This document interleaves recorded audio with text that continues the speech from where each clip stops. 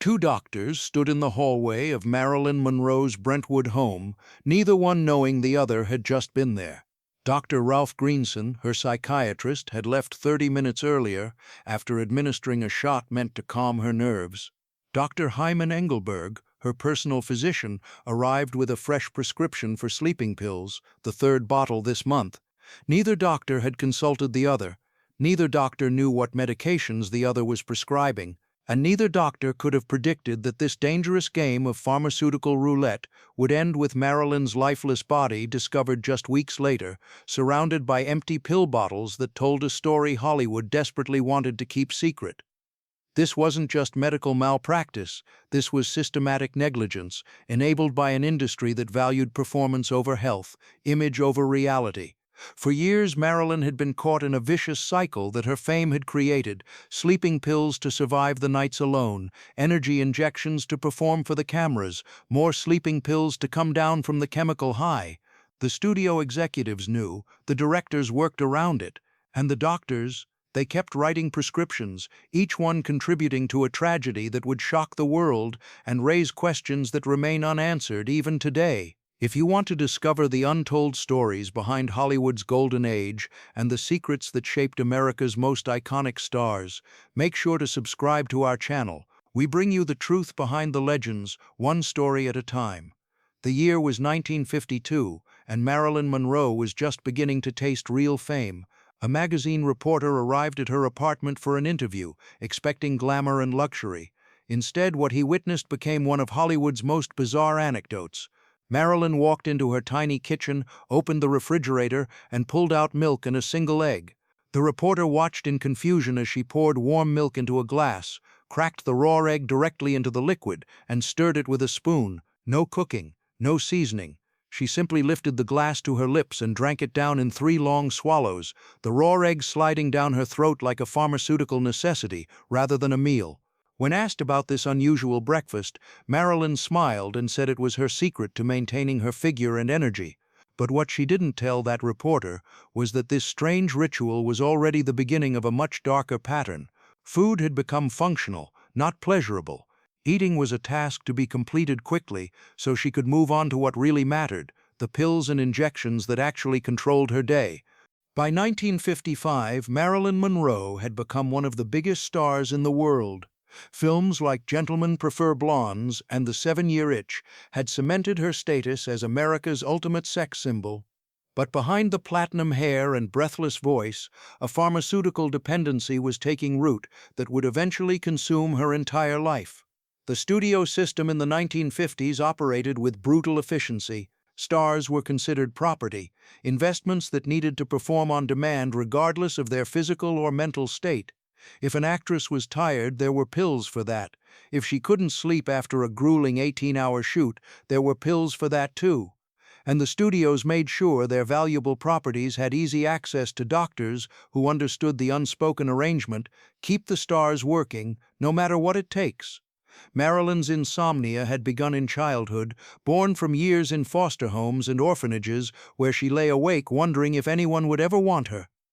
By the time she became famous, those sleepless nights had evolved into a clinical problem requiring medical intervention. Her first prescription for Nembutal came in 1953, written by a studio doctor who assured her it was perfectly safe, that all the major stars used it. For the first few weeks, it worked like magic. But the human body adapts quickly to barbiturates. Within 3 months, one pill wasn't enough anymore. What happened next was a pattern that would repeat itself over the next 9 years, a pharmaceutical dance that grew more complicated and dangerous with each passing season. When one Nembutal stopped working, Marilyn started taking 2. When 2 stopped working, she switched to chloral hydrate. When that stopped working, she began combining them, creating her own cocktail of sedatives that would have terrified any responsible physician. But Marilyn didn't have a responsible physician. She had multiple doctors, each willing to write prescriptions without asking questions. Dr. Ralph Greenson became her primary psychiatrist in 1960, recommended by friends who promised he could help with her depression. Greenson was a respected psychoanalyst who genuinely seemed to care about Marilyn's well-being. He visited her home several times a week for therapy sessions that sometimes lasted for hours.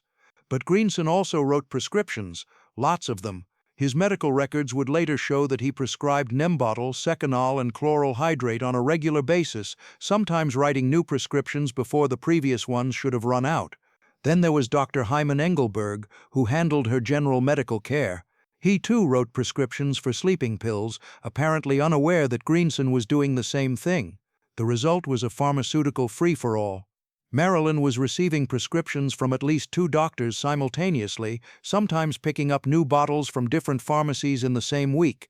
In 1962, there was no centralized database, no prescription monitoring program, no safeguards to prevent exactly this kind of disaster. But sleeping pills were only half of Marilyn's pharmaceutical regimen.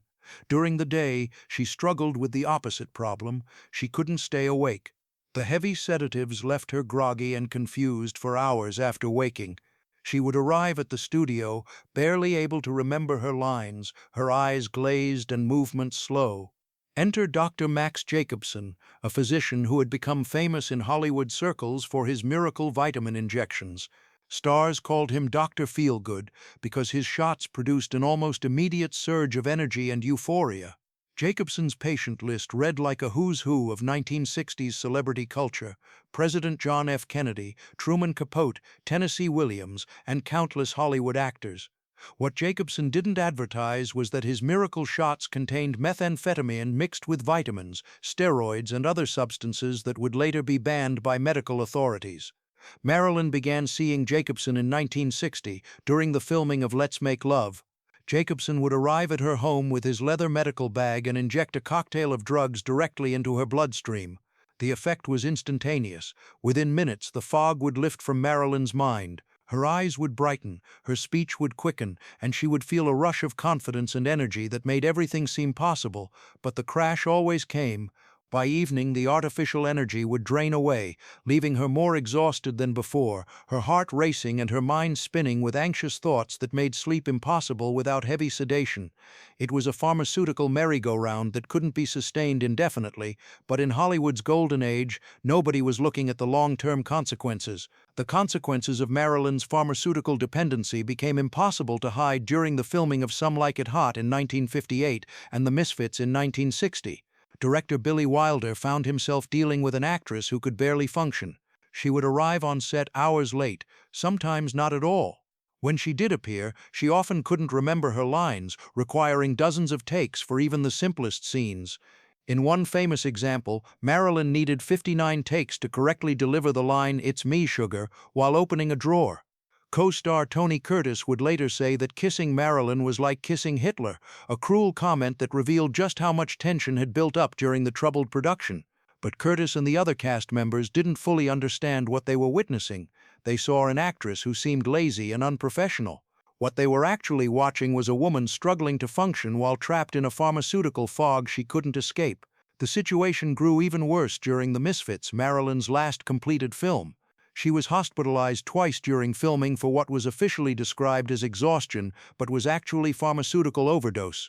The production shut down for weeks while Marilyn recovered. Clark Gable, the legendary leading man who had been patient with Marilyn throughout the shoot, suffered a heart attack shortly after filming wrapped. He died days later.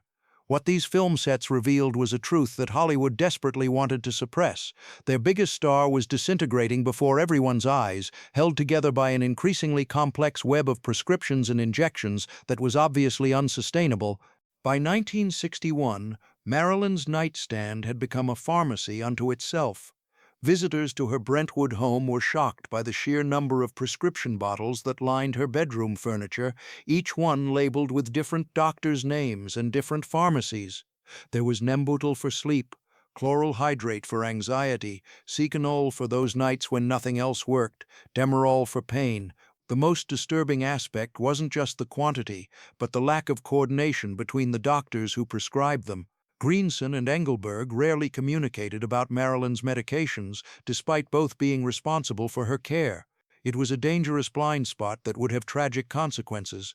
Friends who visited during this period noticed disturbing changes in Marilyn's behavior. Her speech was often slurred, even during daytime hours. Her movements were uncoordinated, her reactions slow. She would sometimes fall asleep mid-conversation, then wake up confused about where she was. These were classic signs of chronic barbiturate intoxication, symptoms that any medical professional should have recognized immediately. But Marilyn's doctors either didn't see these warning signs or chose to ignore them, continuing to write prescriptions even as their patients spiraled deeper into pharmaceutical dependence. The spring and summer of 1962 marked Marilyn's final spiral into pharmaceutical chaos. She had been fired from Something's Got to Give after repeated absences and erratic behavior on set. Her career, once invincible, was now hanging by a thread, and yet the prescription bottles kept coming. Dr. Greenson actually increased his involvement rather than stepping back. He began visiting her almost daily, conducting therapy sessions that blurred the line between professional treatment and personal friendship. But even as Greenson deepened his personal connection to his patient, he continued prescribing the very medications that were contributing to her problems. His medical notes from this period reveal a doctor who was deeply worried about his patient's survival, but seemed unable or unwilling to take the radical steps necessary to save her. Dr. Engelberg maintained his own separate relationship with Marilyn, writing his own prescriptions without fully coordinating with Greenson. In the weeks before her death, Engelberg prescribed at least 50 Nembutal pills. But Marilyn was taking far more than the recommended dosage, sometimes consuming 5 or 6 pills in a single night when insomnia gripped her. The two-doctor system that was supposed to provide comprehensive care had instead created a dangerous situation where neither physician had complete visibility into what their patient was actually consuming. The events of Marilyn Monroe's final night have been analyzed and debated for over 60 years, but certain facts remain undisputed. Marilyn spent the day at her Brentwood home, making phone calls and seeing Dr. Greenson for what would be their final therapy session. When he left around 7 p.m., he later told investigators that Marilyn seemed depressed but not suicidal, tired but coherent. What happened after Greenson left remains one of Hollywood's greatest mysteries. According to her housekeeper Eunice Murray, Marilyn retired to her bedroom around 8 p.m. and closed the door. Sometime around midnight, Murray noticed a light still on in Marilyn's room and a telephone cord running under the locked bedroom door. She knocked but received no answer. Growing concerned, Murray called Dr. Greenson, who arrived around 3:30 a.m. Together they looked through Marilyn's bedroom window and saw her lying motionless on the bed, the telephone receiver in her hand. Greenson broke the window, entered the room, and immediately knew that Marilyn was dead. The scene that greeted police officers when they arrived shortly after 4 a.m. would become the subject of intense scrutiny and endless conspiracy theories. Marilyn lay face down on her bed, her body already showing signs of rigor mortis. On her nightstand sat multiple prescription bottles, some empty, some still containing pills. The coroner would later determine that Marilyn had died from acute barbiturate poisoning, specifically from an overdose of Nembutal and Chloral Hydrate. Her blood contained extremely high levels of both drugs, enough to kill several people, not just one small woman. But here's where the official story begins to unravel under scrutiny. The autopsy found no evidence of pills in Marilyn's stomach, no partially dissolved capsules or the chalky residue that barbiturates normally leave behind. This absence of physical evidence suggested that the drugs might have been administered in a different way, perhaps through injection or suppository, though the coroner found no clear evidence of either method. Even more puzzling were the prescription bottles themselves. Police officers noticed that some bottles were missing their labels, while others showed refill dates that didn't match the quantities of pills remaining inside. Several officers would later claim that someone had rearranged the death scene before they arrived, though they couldn't prove who or why. The investigation into Marilyn Monroe's death was swift and superficial. The official verdict came quickly, probable suicide. But this neat conclusion satisfied almost nobody. Too many questions remained unanswered, too many inconsistencies plagued the official story.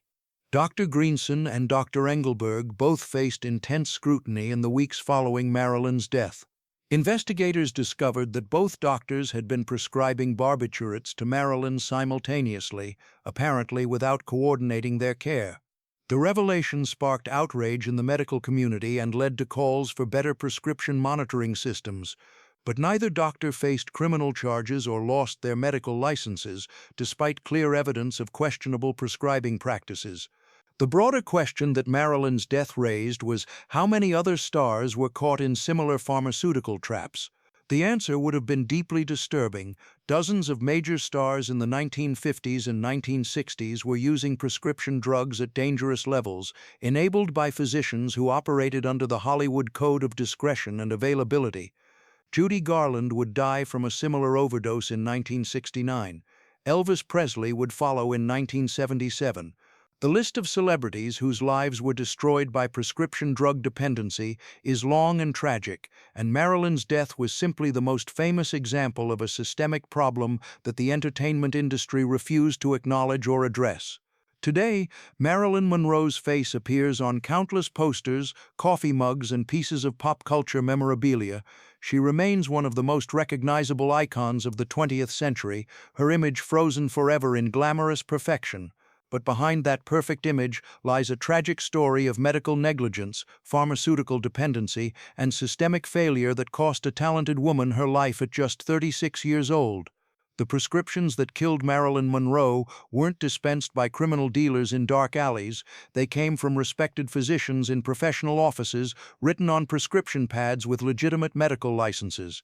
This is what made Marilyn's tragedy so insidious and so preventable. Every step of her descent into pharmaceutical chaos happened within the legitimate medical system, enabled by professionals who should have known better, but chose not to see the disaster unfolding before them.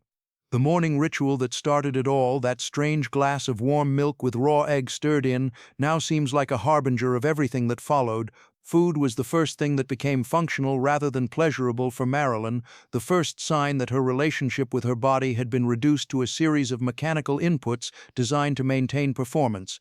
Pills for sleeping, shots for energy, vitamins for appearance, each one was just another version of that raw egg sliding down her throat, another substance consumed not for joy or nourishment, but because the Hollywood machine demanded it.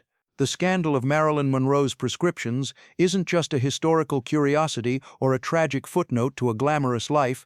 It's a cautionary tale about what happens when fame, power, and pharmaceutical access combine without proper oversight or ethical constraints.